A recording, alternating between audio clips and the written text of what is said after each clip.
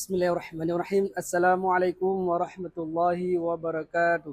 Alhamdulillahilladzi arsala rasulahu bil huda wa dinil haq liyudhhirahu 'ala dini kullihi wa kafa billahi syahida. Allahumma shalli 'ala sayyidina Muhammad wa 'ala alihi wa sahbihi ajma'in.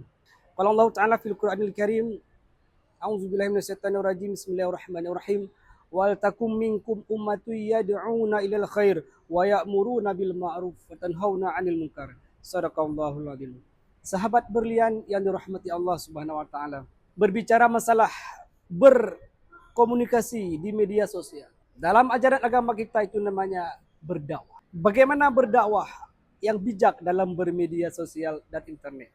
Sahabat berlian yang dirahmati Allah Subhanahu wa taala. Berdakwah adalah tugas seorang muslim. Tidak mesti berdakwah itu diemban hanya sebagai seorang pendakwah sebagaimana dai, ustaz, kiai dan lain sebagainya. Berdakwah adalah tugas kita semua sebagai seorang muslim. Balighuni ani walau ayah. Sampaikan itu. Karena ayat yang sering kita dengarkan. Wal takum minkum ummatu yad'una ilal khair. Hendaklah di antara kamu ada yang menyampaikan kepada kebaikan, mencegah kepada kemungkaran. Hadirin yang dirahmati Allah Subhanahu wa taala, kita lagi berada di ujung teknologi yang sangat luar biasa ini. Alangkah baiknya kita berdakwah itu melalui media sosial. Timbul pertanyaannya sekarang, bagaimana berdakwah dengan di media sosial dan di internet yang bijak itu? Yang pertama, kita harus menjunjung tinggi etika dalam berkomunikasi. Apa itu etika dalam berkomunikasi? Yang pertama, tidak menyebarkan informasi yang menyesatkan. Sebagai seorang muslim, kita diajarkan dalam agama kita, hendaklah menyampaikan, berbicara dengan baik. Tidak sanggup berbicara dengan baik dan benar, diam saja. Itu lebih baik. Apalagi masalah sesat, itu akan menimbulkan kemudaratan. Bisa menjatuhkan orang lain. Menjatuhkan agama dan budaya orang lain. Hendaklah kita yang pertama itu apa? Menyebarkan informasi yang tidak menyesatkan. Sampaikan itu sesuai dengan ajaran agama kita, agama Islam. Jangan menyesatkan orang lain. Yang kedua, cara menjunjung tinggi etika dalam berkomunikasi adalah tidak menyebarkan informasi yang provokatif. Apa makna tidak menyebarkan informasi yang provokatif? Kita tidak mengadu domba sesuatu yang itu akan menimbulkan mara bahaya kepada yang lain.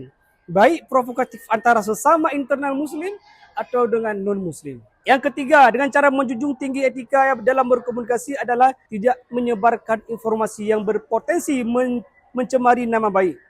Ini dalam berdakwah kita harus memperhatikan bagaimana menyampaikan informasi dengan tidak menjatuhkan nama baik orang lain. Bahkan ada undang-undang itu sangat berbahaya barang siapa menjatuhkan nama baik orang lain, dan ini jelas dilarang dalam agama. Sahabat berlian yang dirahmati Allah Subhanahu wa taala. Poin yang kedua yang harus diperhatikan oleh pendakwah dalam menyampaikan dakwah di media sosial adalah mengikuti aturan syariat. Bagaimana cara mengikuti aturan syariat? Yang pertama, menjelaskan ajaran Islam dengan damai. Sebagaimana kita ketahui bahwa Islam itu ajaran yang damai. Sampaikan itu dengan damai dan muslihat, adem. Jangan menjatuhkan orang lain. Yang kedua adalah tidak memaksakan kehendak orang lain. Enggak boleh kita paksakan kehendak orang lain. Terutama itu kepada non-muslim. Yang ketiga adalah tidak saling merendahkan dengan pengguna media sosial.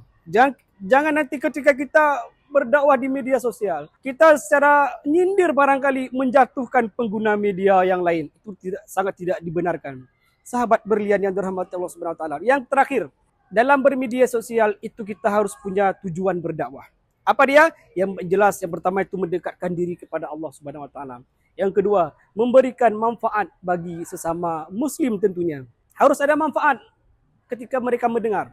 Yang ketiga, menjangkau audien yang lebih luas dan beragam. Ini merupakan salah satu keuntungan dalam kita berdakwah di media sosial. Yang keempat, membantu memperdalam pemahaman agama. Jadi mungkin apalagi zaman sekarang begitu mudah kita mengakses mencari informasi. Apa yang kita perlu cari tentunya di media sosial. Sahabat berlian yang dirahmati Allah Subhanahu wa taala. Sebagai penutup dan kesimpulan, kita ambil dari beberapa ayat. Yang pertama surah Al-Isra. Wala taqfu ma laysa laka bihi ilm, innas sam'a wal basara wal fuad kullu ulaika kana anhu mas'ula. Seorang pendakwah harus tahu ayat ini ketika menyampaikan segala hal tentang agama Islam. Apa itu artinya? Jangan pernah kamu mengikuti apa yang tidak ada pengetahuan dari dirimu. Karena sesungguhnya sam'a pendengaran, wal basar penglihatan, wal fuad hati, semua diminta pertanggungjawaban. Jangan nanti ketika berdakwah kita sampaikan seenak-enak kita nyelesai. Tidak, semua akan diminta pertanggungjawaban. Ayat selanjutnya adalah surah Al-Infitar, wa inna alaikum lahafidhina kiraman katibin ya'lamuna ma taf'alun. Sesungguhnya di sampingmu itu ada yang menjaga, mencatat, mengetahui apa yang kamu kerjakan. Jangan mentah-mentah mungkin kita sendiri di ruang tertentu nggak ada melihat, tidak. Ada malaikat yang menjaga, mencatat. Sahabat berlian yang dirahmati Allah Subhanahu wa taala. Ayat selanjutnya yang sering kita bacakan, sering kita dengar. Surat yang ke-36, surat Yasin. Allah berfirman kepada kita, Al-yawma nakhtimu ala afwahihim wa tukallimuna aydihim wa tashhadu arjuluhum bima kanu yaksibun. Pada hari ini kata Allah, kami gombokkan mulut mereka, tangan bisa berbicara, wa tashhadu arjuluhum bima kanu yaksibun, dan kaki menaik saksi apa yang mereka kerjakan. Ini seorang pendakwah harus mengetahui sebagai tolak ukur berdakwah bahwa di hari kiamat itu dia berdakwah itu mulutnya sudah nggak bisa lagi mengelak, dikunci mulutnya, tapi tangan bisa berbicara. Mungkin dia mengaku di hari kiamat, ya Allah, tangan ini pernah dia menggunakan media sosial dengan cara mencaci orang, menghardi orang, luar biasa. Semua naik, mulut nggak bisa lagi kita elakkan, kaki akan menjadi saksi. Kemana dia pergi, kemana dia melangkah, semua kaki akan naik saksi. Hadirin sahabat berlian yang dirahmati Allah Subhanahu wa taala, itulah barangkali seorang pendakwah. Ini harus kita tekankan kembali bahwa di awal yang kami sampaikan bahwa berdakwah itu bukan hanya sebagai seorang dai saja, tapi semua kita yang mengaku muslim dituntut berdakwah. Kuntum khaira ummatin ukhrijat linas ta'muruna bil ma'ruf wa tanhauna 'anil munkar. Kamu adalah sebaik-baik umat yang dikeluarkan dari perut bumi. Kenapa dikatakan sebaik-baik umat? Yaitu mengajak kepada kebaikan, mencegah kepada kemungkaran. Itulah sebagai tugas, kita lanjutkan tugas para nabi.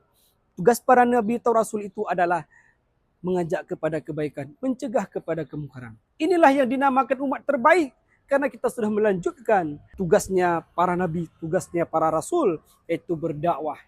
Mungkin kita malu berdakwah di dunia nyata, di dunia nampak, tapi kita punya berpotensi luas untuk kita berdakwah di media sosial. Barangkali itulah yang dapat kami sampaikan. Semoga menjadi renungan pelajaran kepada diri kami pribadi, juga kepada sahabat berlian yang dirahmati Allah Subhanahu wa taala.